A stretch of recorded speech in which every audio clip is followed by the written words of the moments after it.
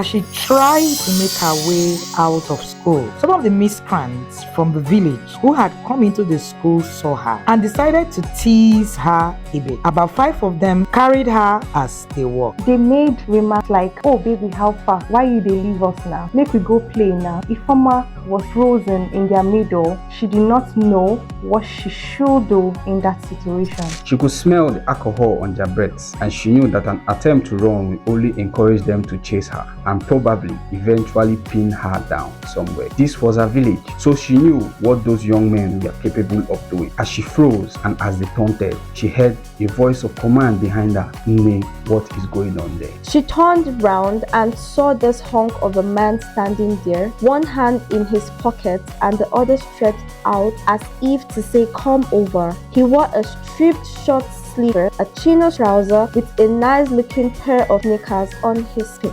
It was like the miscreants saw their match. They simply chorused Odogu. They raised their hands in surrender and walked away. Who was this knight in shining armor? Ifeoma thought. Nne, are you okay? Hope those boys did not touch you. My name is Tamuno and I came to visit my aunt, Mrs. Man, who is your school's vice principal. Ifeoma was lost in her thoughts. She really could not hear him as she was still staring at his physique, dressing and handsome look. Where did this perfect gentleman appear from? She thought. Tamuno had to walk up to her to hold her hand gently. He assumed that she was in shock after the incident with the young man. As he held her hand, it felt so soft. It almost felt like he was holding the hand of a baby. That was when he actually took a second look at her face properly. Her skin glittered in the afternoon sunlight. Her beauty was unexpected by Tamuno. He had been around and had seen lovely ladies, but even in her school uniform and without makeup, Ifeoma looked on it. A few seconds into the holding of the hand, Ifeoma suddenly jerked back and took back her hand. Tamuno, also realizing that there was something in the air between them, quickly composed himself and took a small step back from her. Ifeoma said thank you, and Tamuno